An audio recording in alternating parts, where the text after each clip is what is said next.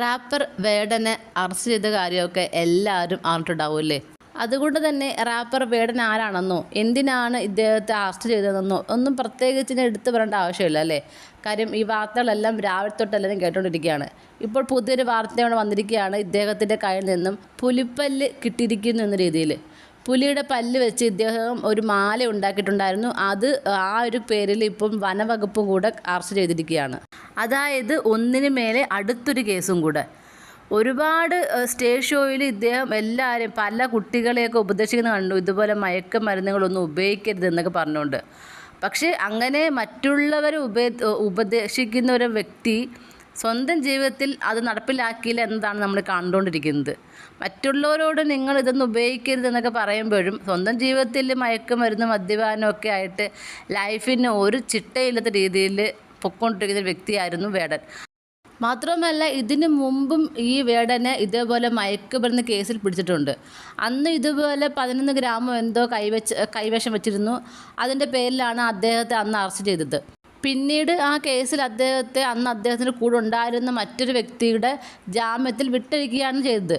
പക്ഷേ എന്നിട്ടും ലൈഫിൽ ചെയ്യുന്നത് മൊത്തം ഇതുപോലത്തെ തോന്നിവാസങ്ങൾ അങ്ങനെ തന്നെ പറയണം. തോന്നിവാസങ്ങൾ ചെയ്തിട്ട് മറ്റുള്ളവരെ ഭയങ്കരമായിട്ട് ഉപദേശിക്കുന്ന ഒരു വ്യക്തിയായിട്ടാണ് കാണുന്നത്.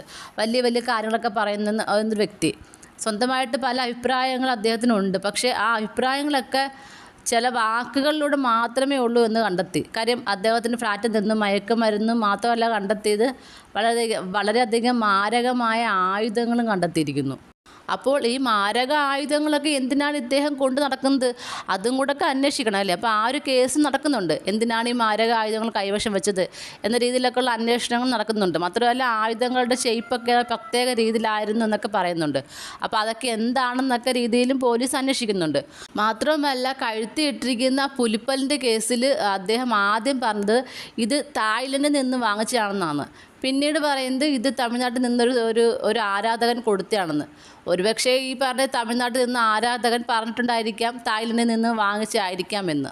കാര്യം ഇത്തരത്തിലൊരു ആരാധകൻ കൊടുത്തതാണെങ്കിൽ ആ ആരാധകൻ്റെ പേരോ കാര്യങ്ങളൊന്നും ചിലപ്പോൾ ഡീറ്റെയിൽ ഒന്നും അറിയത്തില്ലായിരിക്കും. അതുകൊണ്ട് തന്നെ ചിലപ്പോൾ അദ്ദേഹം ഇങ്ങനെ ഒരു കാര്യം പറഞ്ഞതായിരിക്കാം, തായ്ലൻഡിൽ നിന്ന് വാങ്ങിച്ചതായിരിക്കുമെന്ന്. എന്തായാലും ഈ ഒരു പുലിപ്പല്ല് നമ്മുടെ ഇന്ത്യയിൽ നിന്നുള്ളതാണെന്നും ഇന്ത്യൻ പുലിയാണെന്നും മാത്രമല്ല 5 വയസ്സിനോട് പ്രായമുള്ള ഒരു പുലിയുടേതായിരുന്നു എന്നും കണ്ടെത്തിയിട്ടുണ്ട്. അതുകൊണ്ട് തന്നെ കേസ് ഒന്നും കൂടെ സ്ട്രോങ് ആകുക ചെയ്യും കേട്ടോ. കാര്യം ഇതൊക്കെ വേടനെതിരായിട്ടുള്ള പല കാര്യങ്ങളുമാണ്. ഈ ഒരു കേസിൽ നിന്നൊക്കെ രക്ഷപ്പെട്ട് വരാൻ ഇച്ചിരി പാടുമാണ്. അതുപോലെ തന്നെ വേടൻ റിലേറ്റഡ് ആയിട്ട് വരുന്ന പല വാർത്തകൾക്കടിയിൽ വരുന്ന പല കമൻസും ഉണ്ട്. മിക്ക കമൻസും ഓരോ പോലെ തന്നെയാണ്. അതായത് BJPക്കെതിരെ പറയുന്നത് കൊണ്ടാണ് വേടന് ഇപ്പോൾ ഇത്തരത്തിൽ കേസുകൾ ഉണ്ടായതെന്ന്. പക്ഷേ കേരള പോലീസ് ആണെങ്കിലും നമ്മുടെ വനവകുപ്പാണെങ്കിൽ പോലും നമ്മുടെ കേരള സർക്കാരിൻ്റെ അണ്ടറിൽ വരുന്നവരാണല്ലേ. അപ്പോൾ എന്തായാലും ഇത് BJP ആയിട്ട് ബന്ധപ്പെട്ടൊരു സംഭവമല്ല. ഇത് വേടൻ വടി കൊടുത്ത് അടി മേടിച്ച പോലെ തന്നെയാണ്. ഇതുപോലത്തെ കാര്യങ്ങളൊക്കെ ചെയ്താൽ എന്നായാലും പിടിക്കപ്പെടും എന്നൊരു ബോധം ഉണ്ടായില്ല. പിന്നെ കാണുന്ന മറ്റൊരു കമൻറ്റ്സ് എന്ന് പറയുന്നത് വേടൻ്റെ നിറം, ജാതി ഇതൊക്കെ കൊണ്ടാണ് വേടനെ ഇതുപോലെ എല്ലാവരും ടാർഗറ്റ് ചെയ്യുന്നത് എന്നൊക്കെ പറഞ്ഞിട്ടാണ്.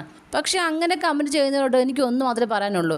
നമുക്ക് ആരാധനയൊക്കെ ആകാം, എന്തിനോട് സ്നേഹമൊക്കെ ഉണ്ടാകാം. പക്ഷേ ഈ നമ്മൾ ആരാധിക്കുന്ന ആളുകൾ തെറ്റ് ചെയ്താൽ അത് തെറ്റാണെന്ന് തന്നെ പറയുക തന്നെ ചെയ്യണം.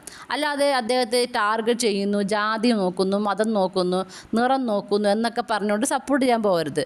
കാര്യം ഇതിനൊക്കെ സപ്പോർട്ട് ചെയ്യുകയാണെങ്കിൽ നിങ്ങൾ എന്തിനൊക്കെ സപ്പോർട്ട് ചെയ്യേണ്ടി വരും. അതായത് സ്വന്തം കഴിവ് കൊണ്ട് മാത്രം തന്നെയാണ് വേടൻ ഈ ഒരു പൊസിഷനിലേക്ക് എത്തിയത്. പക്ഷേ എത്രയൊക്കെ വലിയൊരു നിലയിൽ എത്തിയാലും എല്ലാം ഇല്ലാതാക്കുന്ന രീതിയിലുള്ള പ്രവൃത്തിയാണ് അദ്ദേഹം ചെയ്തത് അല്ലേ. മറ്റുള്ളവരെ ഉപദേശിക്കുന്ന സമയത്ത് സ്വന്തമായിട്ട് ചിന്തിക്കാനുള്ള കഴിവില്ലതായിപ്പോയി.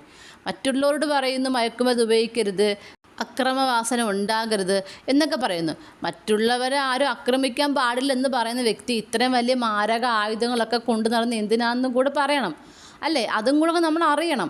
അപ്പം ഇങ്ങനെയൊക്കെ ചെയ്യുന്ന വ്യക്തികൾ ഒരിക്കലും ആരും സപ്പോർട്ട് ചെയ്യാൻ പാടില്ല.